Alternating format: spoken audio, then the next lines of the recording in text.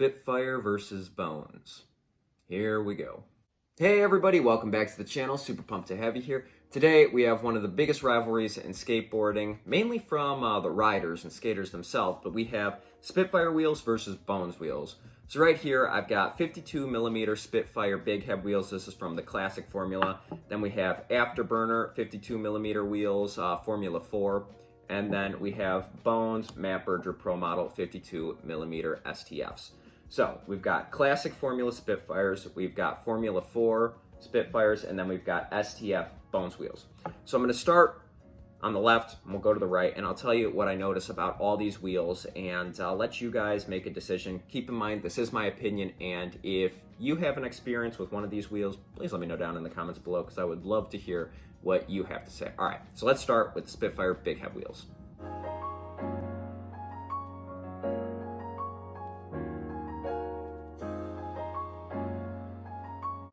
So right away, I want to say with these wheels, similar to all wheels that you've skated a lot, and I've skated all these wheels a good amount, a couple months on each set. The graphics go away extremely quickly. The urethane, it turns yellow, and I feel like that's more of a Spitfire thing, where the wheel just turns yellow very quickly. And some severe coning did happen, so I don't know if you can see that very well, but you can see there's a part of the patch that has been ridden on a lot, and then not so much on this side. Maybe you can see it a little bit better on this one. But that's coning. That happens where the wheel, starts really big and then it gets smaller. This happens when you don't rotate your wheels a lot, and when you revert tricks, do board slides and come out and you pivot the wheels, or just from doing front 180s and stuff like that, this can happen. So it's no big deal. It's going to happen to all wheels no matter what. But the biggest complaint I have about these wheels is these started out as 52 millimeters, and so did these Formula 4s, and you can see now one is a lot bigger than the other. So this is a classic formula, so I'm not too surprised that it wore down, but I had these all on for a similar amount of time, and for these to wear down like that, and I was skating in the same skate parks, the same general street spots, there was nothing too different about the ground I was skating on these classics than I did on any others. That being said, these are good wheels. No problem with them at all. They were 99A, so they're not the hardest wheel, but I had no problems with them. I learned a lot of stuff on these wheels, and they grinded just fine. The friction wasn't too much. I know people like to say conicals are better, which we're going to get into actually in a little bit, but I had no issues locking into grinds with these, and they felt good under my feet. They were smooth when I got them. They felt good. So that's all I can really say about the big head wheel. All right, now let's move over to the 52 millimeter Formula 4 Afterburners.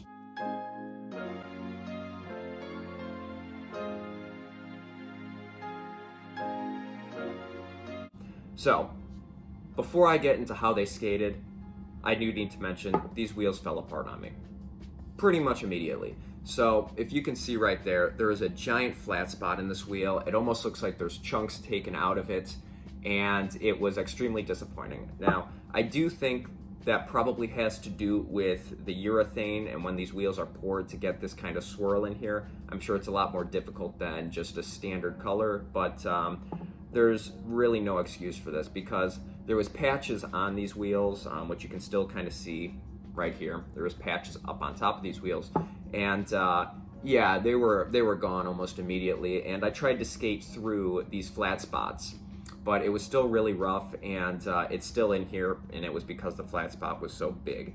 So these wheels were, if I had to put it on a 1 out of 10, these were probably a 2 out of 10, because they still locked in well and they looked really cool, but the performance was rough, they fell apart, and not my favorite. Would not recommend Afterburner wheels. And that's really all I have to say about these ones. Now, let's go on to the Bones STFs.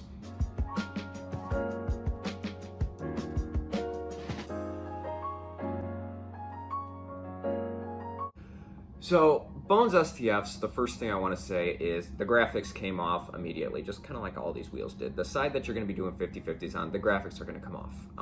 So that's no exception right here.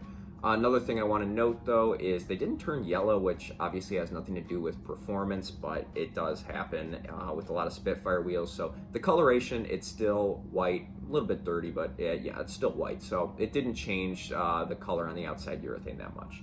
And as like all the other wheels, you can still see they did cone. So we've got the solid tread mark from where I've been skating on, and you can see it gets smaller right here, and there is a part that is not even touching the ground. So that is something that stayed consistent overall. Now, when it came to skating these Bones wheels, they were smooth. They were extremely smooth. So these are the V3 shape, and these are what I could find the closest that had the patch and were like these other ones, because you could go to the conical wheels, but I kind of wanted to keep it all in the same general shape. And yeah, these skated smooth. They locked in really well. They slid great for power slides, and it took them a little bit longer to cone from what I've noticed. And I had no flat spots with these wheels, nor did I the big head wheels, the classic formula. So overall, I would definitely recommend the STFs over these Formula 4s, or maybe Formula 4s in general. From what I've noticed, Bones wheels, this shape has been a lot better than what I've ridden from Spitfire that is in this shape.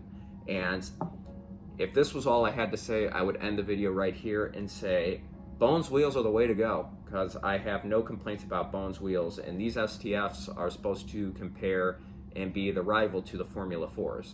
And the fact that these classic wheels actually held up better than the Formula 4s did, well, I think that's all I would need to have said.